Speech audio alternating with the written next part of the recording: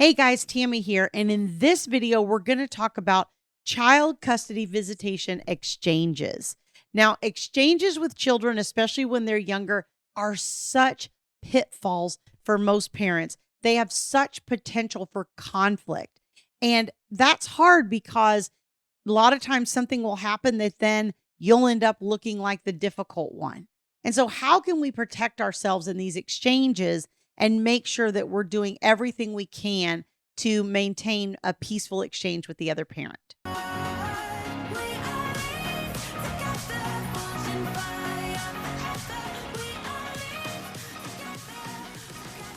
Now, real quick, if you like these videos, please don't forget to hit like and also subscribe to the channel so you get notified as new videos are released. You know, exchanges are just one of those points for conflict. And especially if you're still kind of in that raw state, or if you're not totally healed from the trauma of this relationship, like I talked about a couple videos ago, then these exchange points are just fraught with potential problems.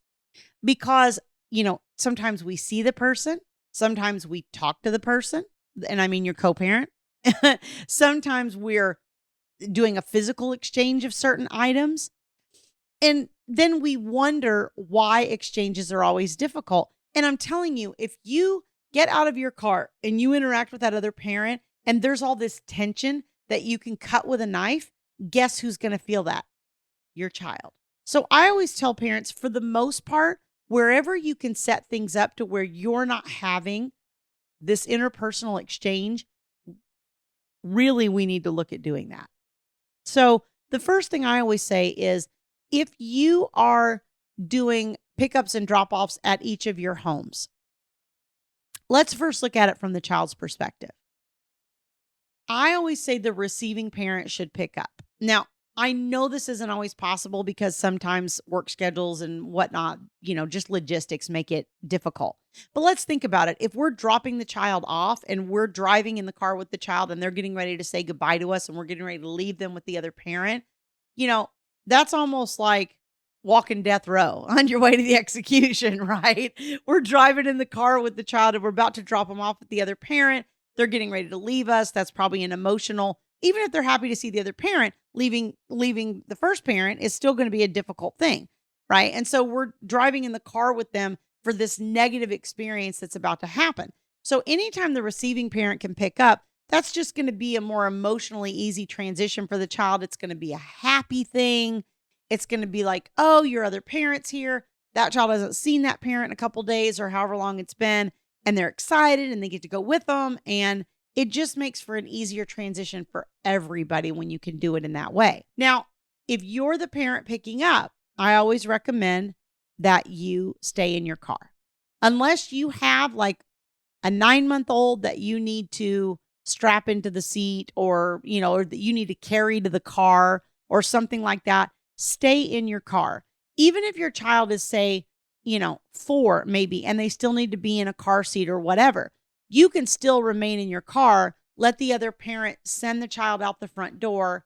Then after the other parent has gone back into the house, you can get out, help the child into their car seat or whatever, and then get back in your car. But when you get out of the car and you go to the door, and then that other parent has to open the door and you're having this face-to-face exchange, that is really a situation that has potential for so much conflict.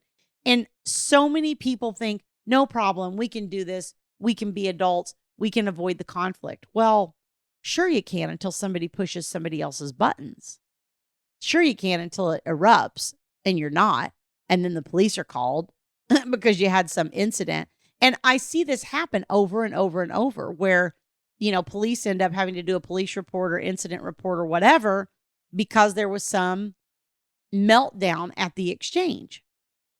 And so what we have to do is proactively take steps to eliminate the possibility of that happening, right? So you don't sort of lock yourself in the cage with an animal, right? You don't do that. Why? Because that's fraught with potential problems, right? Doesn't mean you're going to get eaten up by the lion, but it certainly does increase the risk of it if you're locking yourself in the cage with them.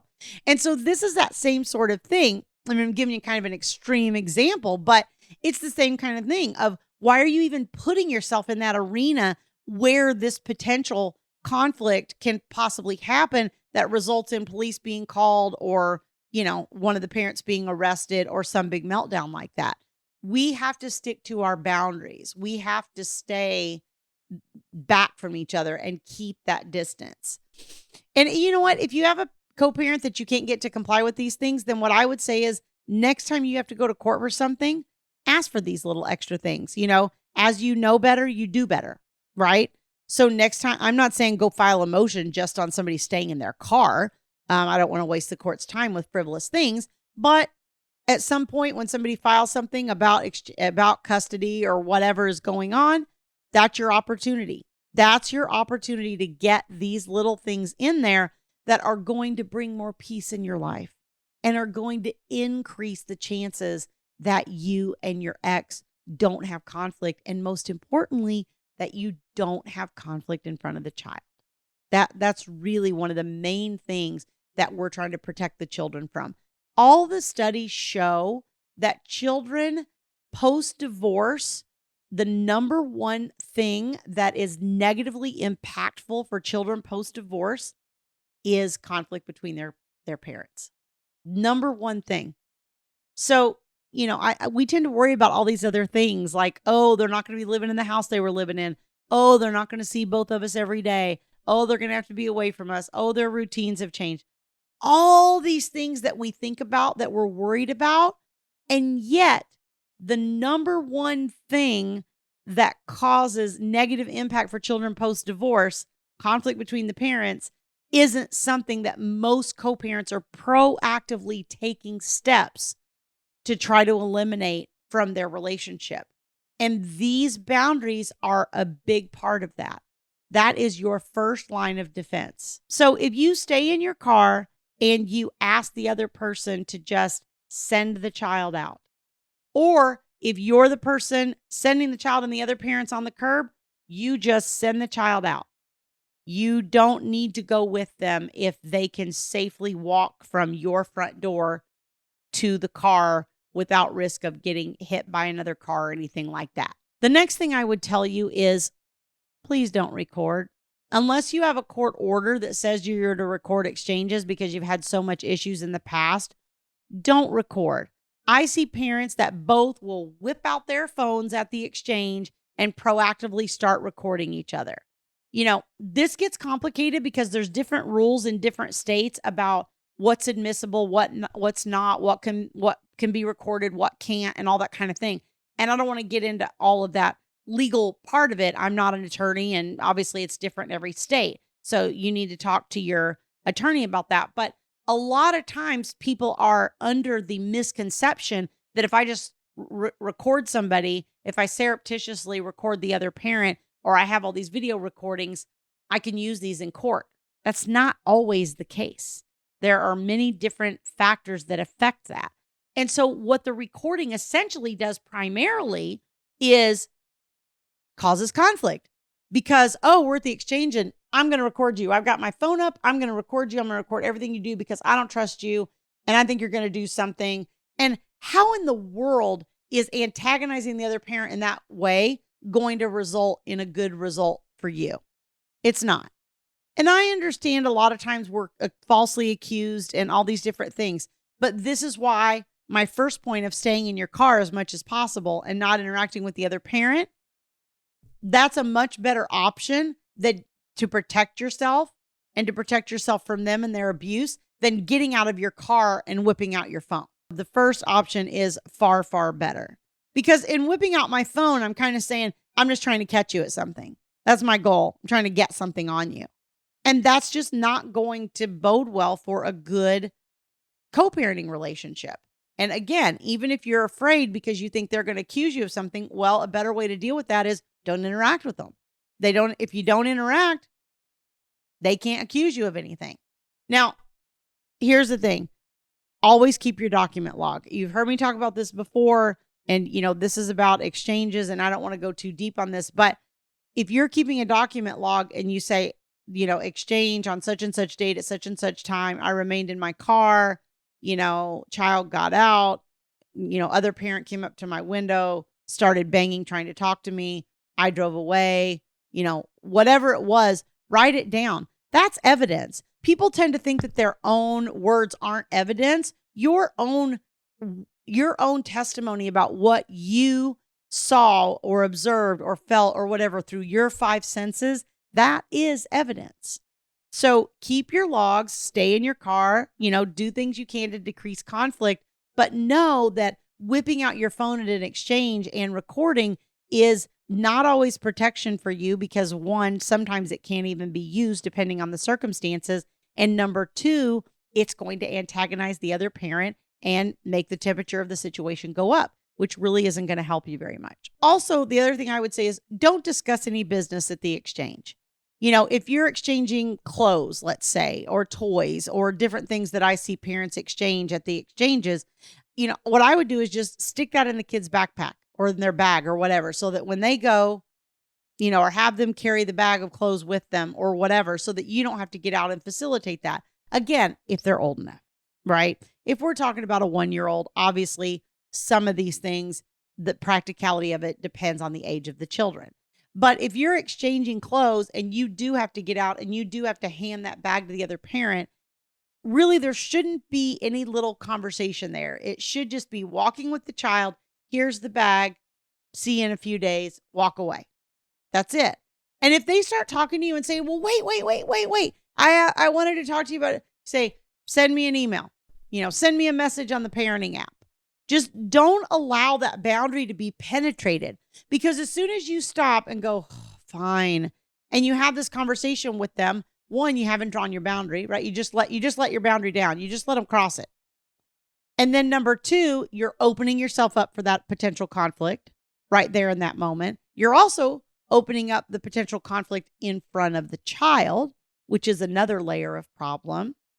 And you've allowed them to take control of that situation, which is the very thing we're trying to stop, right? The very thing that we're trying to do is be in control of the situation. The other thing I would tell you that I don't like is I don't like when people bring other people with them to the exchanges. Now, I know sometimes you're headed somewhere, you got a friend with you, you're going to drop the kid off, then you guys are going to go on, whatever. A one-off, I'm not really talking about that. I'm talking about when one parent kind of, gives this unannounced shot across the bow where they're like, oh, I'm going to have my parent with me or my sibling with me or my significant other with me or somebody with me because I don't trust you and I think you're going to behave crazy and I want somebody else there to witness it. That's a lot of times what that third party presence is about. And then what happens? Then the other parent goes, well, they've got a third party with them. I'm going to bring a third party with me. Now we're all operating out of our armed camps.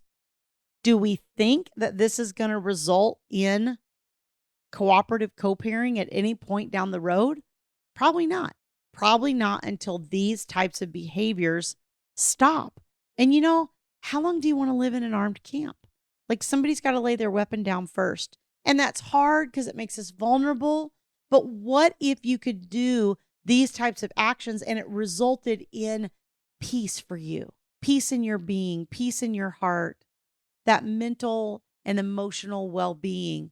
Your children were happy and stable and thriving post-divorce and not feeling stressed and not feeling caught in the middle and not feeling all those things. Would it be worth it? Because see, a lot of times we're doing these things for the short-term feeling it gives us. This short-term, like, haha, I got you. Haha, I brought somebody with me. That short-term gotcha. But that short-term gotcha, that short-term satisfaction is nothing compared to having the peace in your life. Trust me, there's nothing compared to it on the other side of it. No short-term satisfaction is worth the trade-off you're making to get to the peace on the other side that is waiting for you in this co-parenting relationship. And it's possible. Trust me. I have clients say all the time, not possible. We'll never get there. You'll never be able to accomplish this. And most of the time, within a few weeks of working with me, they're like, oh my goodness, I can't believe the change in my ex. Because if you change yourself and you change what you're doing, guess what? You got to get a different result.